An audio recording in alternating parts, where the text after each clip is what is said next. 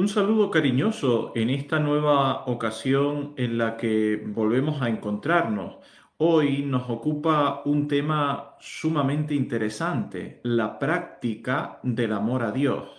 Esta práctica del amor a Dios vamos a tratarla en cuanto a lo afectivo y lo efectivo para terminar hablando de los grados del amor a Dios. Vamos a dar estos tres pasos tan esenciales que a todos nosotros pueden ayudarnos mucho en nuestra vida de cada día. Y lo hacemos comenzando por encomendarnos a la Santísima Virgen. Dios te salve María, llena eres de gracia, el Señor es contigo, bendita tú eres entre todas las mujeres, y bendito es el fruto de tu vientre, Jesús. Santa María, Madre de Dios, ruega por nosotros pecadores, ahora y en la hora de nuestra muerte. Amén.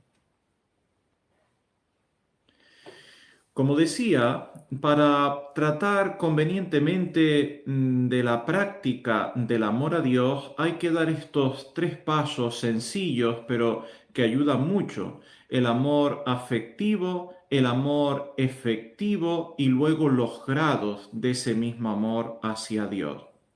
Cuando hablamos del amor afectivo, estamos hablando, como el propio nombre indica de los afectos, es decir, de cómo se vive ese amor a Dios en el interior de nuestra propia persona. Es entonces el acto interno de la voluntad con que amamos a Dios.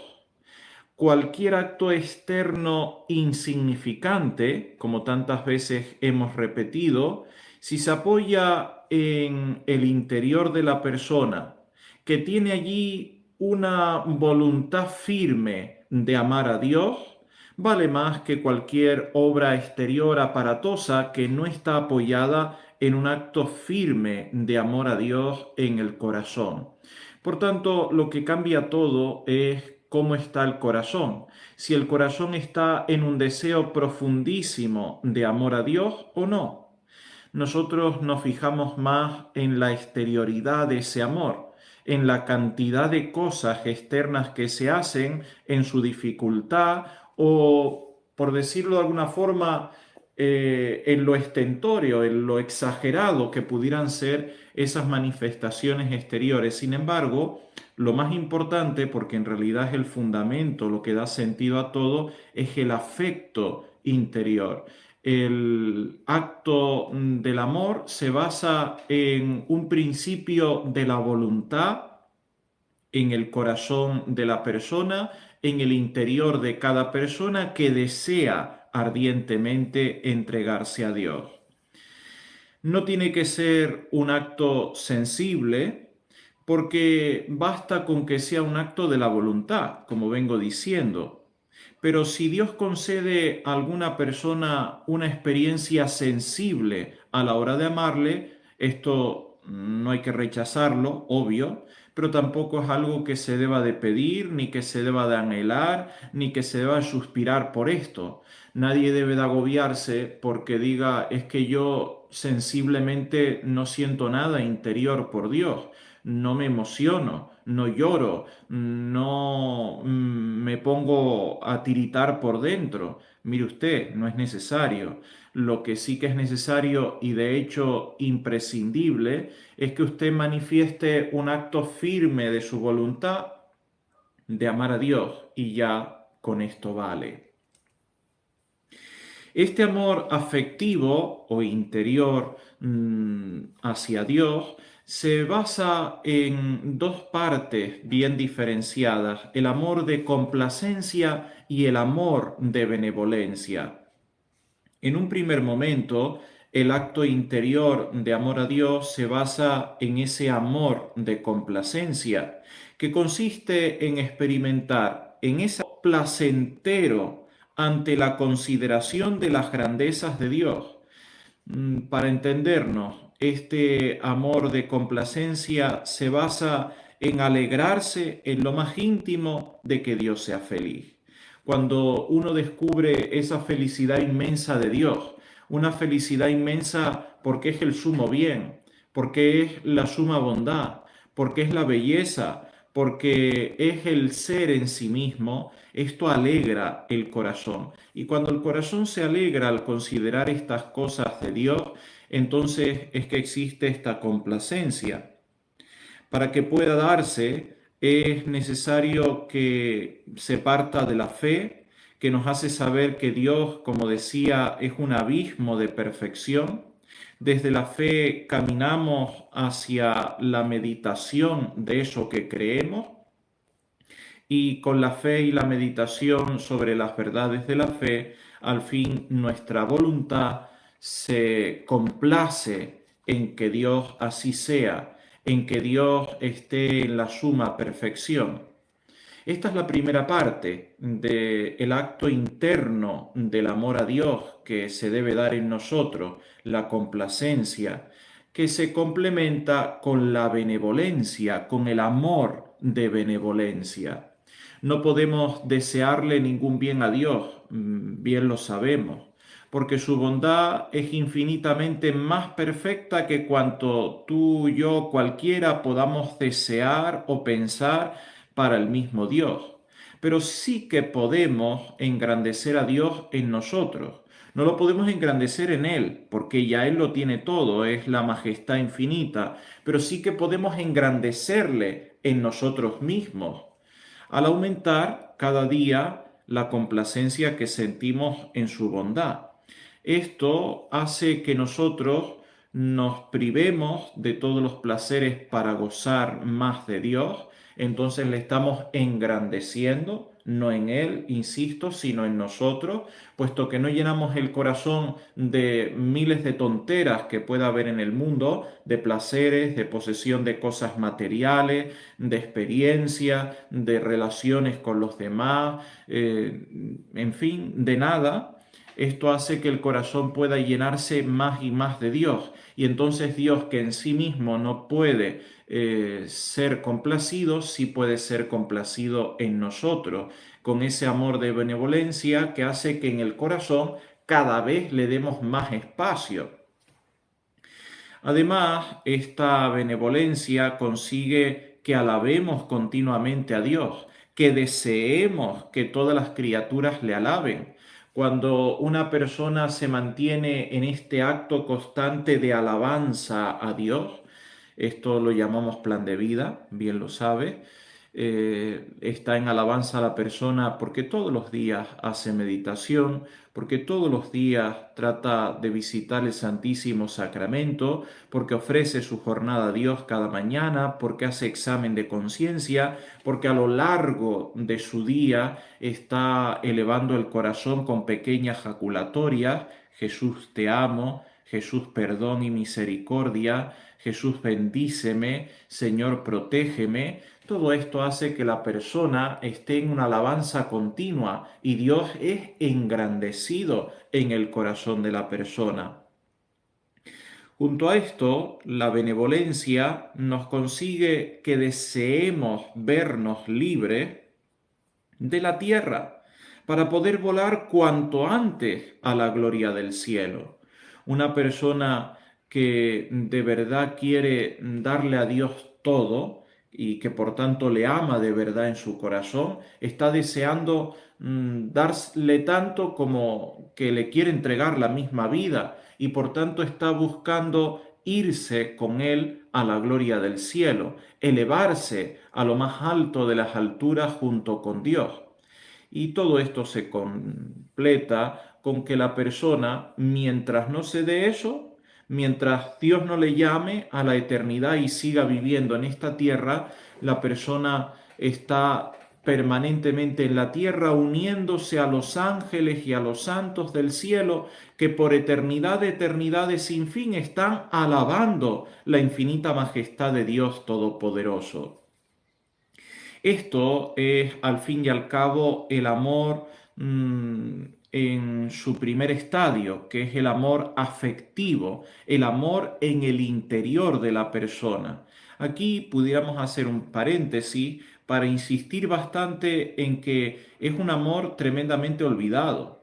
En este mundo de tantas exterioridades, donde lo único que prima es lo que se ve, lo que se oye, lo que está en el escaparate del día a día de la sociedad, lo interior se ha olvidado y por eso lo exterior cada vez es más frío, más indolente, como más sin sentido, porque las personas hacen cosas exteriormente que en su interior no sienten. Tenemos que regresar al interior de nuestro propio corazón y regresando al interior debemos descubrir que hay que afinar el tiro. No podemos amar a Dios si en el interior de nuestro corazón no hay un acto firme y sincero de amarle. Este acto interior es necesario que nosotros lo tengamos en cuenta, porque no podemos dar el paso hacia adelante, hacer actos externos de amor a Dios, si en nuestro interior no está esa voluntad firme. Faltando esa voluntad firme, en realidad falta todo, porque es como pretender edificar una casa que está volando sobre las nubes, ¿no? La casa tiene que estar asentada ahí, en un cimiento firme, en la tierra firme, sobre roca firme. La roca firme del amor a Dios es la propia voluntad, que desea y quiere efectivamente amarle. Entonces ya se puede dar el segundo paso, ese amor firme en el corazón, que está radicado en la voluntad y no en los sentimientos, que se basa en esa complacencia y benevolencia que hemos tratado, nos lleva, como digo, al amor efectivo. Del amor afectivo, de los afectos, del interior, vamos al amor efectivo, a las cosas exteriores.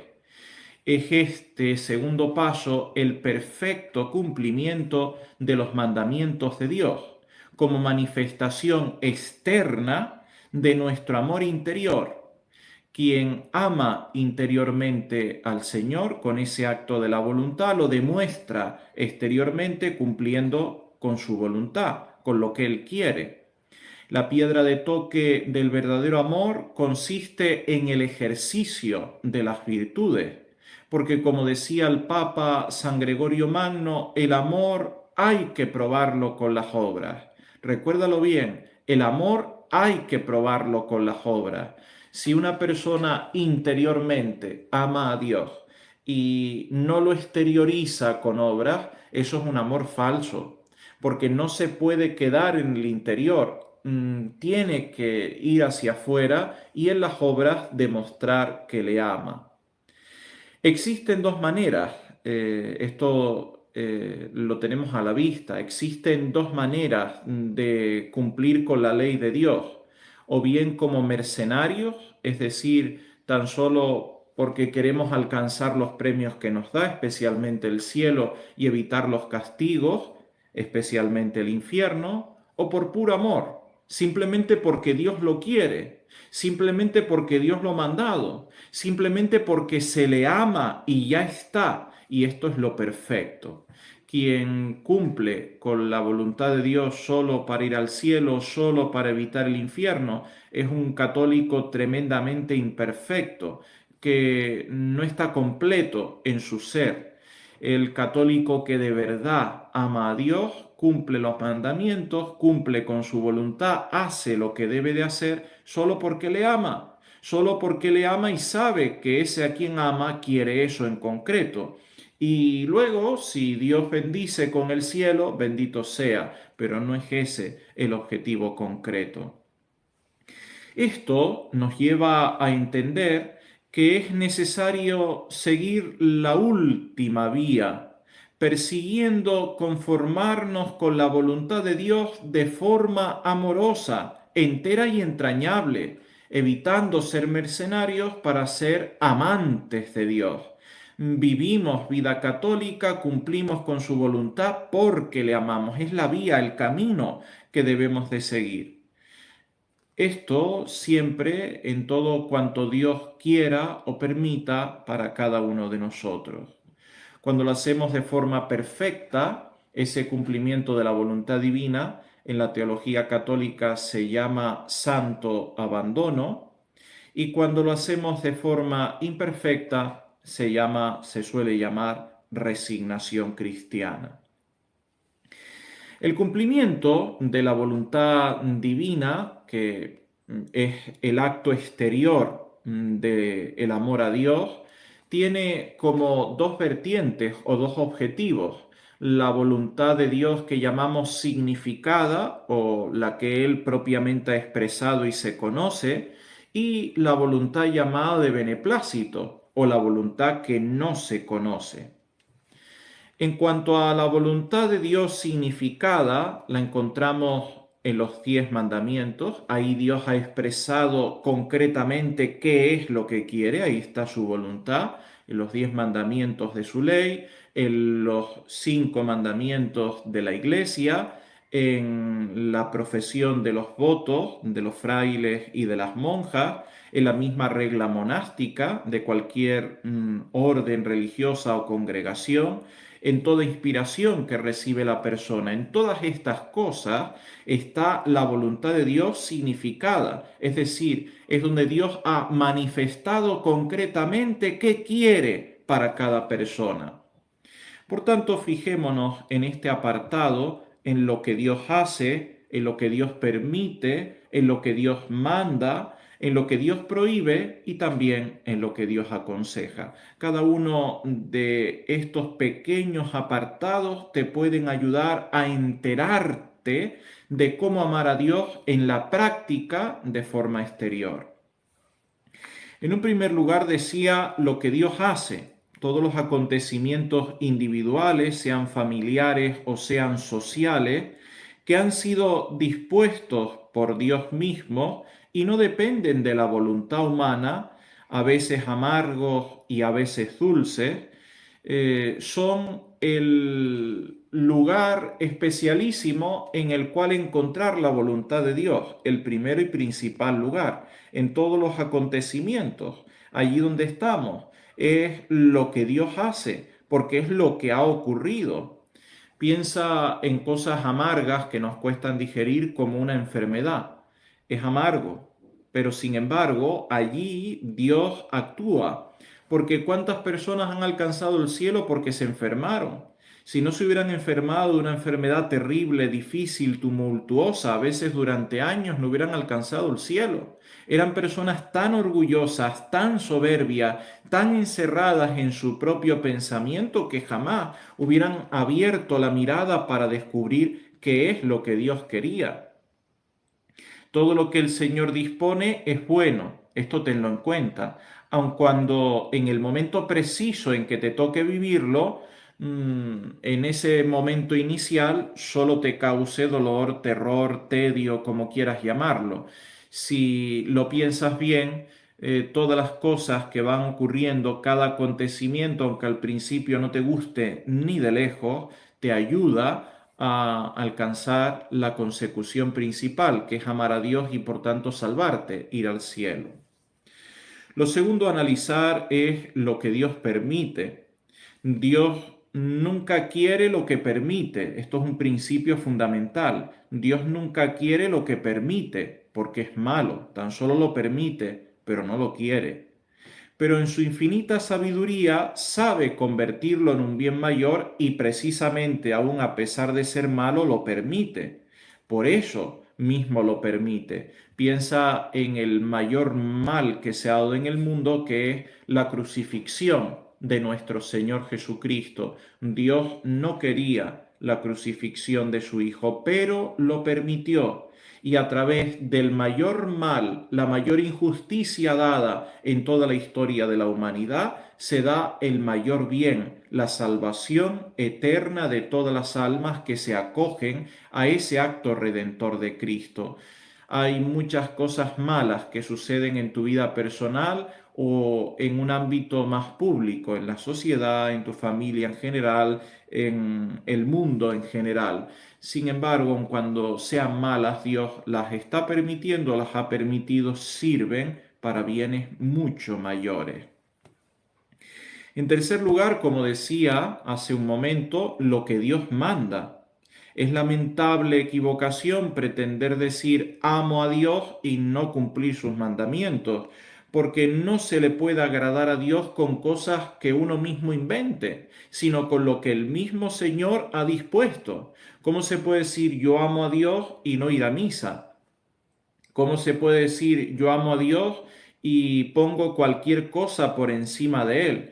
Y por encima de Él se coloca la familia, el trabajo, esta persona, aquella, esta gusto, aquel capricho. No, mire usted, el primer mandamiento dice amar a Dios por encima de todas las cosas. ¿Cómo usted puede decir que le ama y no cumple el primer mandamiento, colocándole a Él por encima de todo? Si usted le amara de verdad, le pondría de forma clara, precisa en su vida como lo primero. Hay que organizarse. No todo se puede hacer a la vez. Pues bien, como no todo se puede hacer a la vez, usted ponga lo primero, amar a Dios, y luego pues todo el conjunto de cosas que pudieran ir viniendo. En cuarto lugar, piensa en lo que Dios prohíbe. Este es el primer paso y también el más elemental para que te unas a la voluntad de Dios. No puedes estar unido a lo que Dios quiere si tú estás permitiendo el pecado en ti o en lo que de ti dependa a tu alrededor. Si tú permites el pecado que Dios no lo quiere y lo odia, ¿cómo puedes decir que le ames? Por último, piensa en lo que Dios aconseja. Dios ha aconsejado en el Santo Evangelio a todos obediencia, castidad y pobreza. Todos deben de tenerlo como una orientación de fondo. Todos debemos de buscar como una especie de ambiente de pobreza, quizás no pobreza extrema, pero sí pobreza. Si hay que utilizar algo y se puede escoger entre varias cosas, lo lógico, según la lógica del Evangelio, es seguir lo más sencillo, lo más simple, lo más pobre, aun cuando pudieras tú comprar lo más caro, lo más sencillo. Si vas a usar unos zapatos, los más sencillos. Si tienes que usar un bolso, el más sencillo. Si tienes que utilizar un carro, un coche, el más sencillo, no el más caro. Aunque tú no seas un fraile, pero es que eres católico y hay que seguir la virtud de la pobreza, este consejo, que también así se llama, que da el Señor, consejo, porque el mismo Señor lo vive en el día a día, pudiendo nacer en un palacio, nació en una cueva, pudiendo tener una tumba propia, muere y es enterrado en una tumba prestada. Y así vemos que todo el transcurso de su vida es de esta forma. Lo mismo diríamos con la obediencia, siempre en obediencia a Dios Padre, lo mismo diríamos con la castidad. Esto que para todos los católicos es un consejo, una orientación dentro de la cual debiéramos movernos todos, algunos Dios se lo ha mandado expresamente, como son los monjes, las monjas, los frailes, las religiosas. Esto hace que si no siguen esos consejos que para ellos es voto, voto de pobreza, voto de castidad, voto de obediencia, se condenan, porque se están saliendo de la voluntad expresa de Dios que a ellos les ha mandado en esa vocación que les ha regalado tan preciosa. Bien, todo esto es la voluntad de Dios que llamamos significada, que es la forma, recuerda, estábamos diciendo, es la forma de amar efectivamente a Dios, es decir, en lo externo. El amor interno, el amor afectivo interno que tenemos en nuestro interior, prácticamente en lo exterior se manifiesta en esa unión a la voluntad que Dios ha expresado y que está significada en los mandamientos, en los votos, en las reglas, en todas las inspiraciones que recibimos, en lo que Dios permite, en lo que Dios manda, en lo que Dios quiere, en lo que Dios ha aconsejado. Bien, pero junto con esa voluntad de Dios que se conoce, que Él ha expresado y está significada, hay que amar también, hay que expresar el amor a Dios en la voluntad de beneplácito. Es decir, de forma general, abandonarse en la voluntad de Dios, que no se conoce y que se va conociendo progresivamente en el día a día. Porque sí, ya uno sabe que Dios quiere que le amemos por encima de todas las cosas, que no matemos, que no robemos, que santifiquemos las fiestas, que vayamos a misa los domingos y días de guardar, que hagamos limosna. Sabemos que Dios ha manifestado todo esto y entonces sabemos bastante, muchísimo de su voluntad. Pero hay muy buena parte de esa voluntad suya que no la conocemos y que conforme vamos viviendo, vamos conociendo en el día a día. Esto hace que tengamos que estar ojo a visor, que tengamos que ir analizando el día a día para descubrir esto es lo que quiere Dios de mí ahora. Ahora quiere esta enfermedad, ahora quiere este problema en la familia, ahora quiere que yo camine por aquí, que yo haga aquello. Se van descubriendo las cosas día a día y en lo mismo que va ocurriendo, que Dios va permitiendo, nosotros vamos conociendo su propia voluntad para que no te encasquilles a la hora de vivir esa voluntad de Dios que en el día a día, ten en cuenta que es la causa suprema de todas las cosas. Lo principal en tu vida es la voluntad de Dios. Si lo pasas por alto, si te fijas en otra cosa pero no en su voluntad, en realidad te estás perdiendo lo más importante.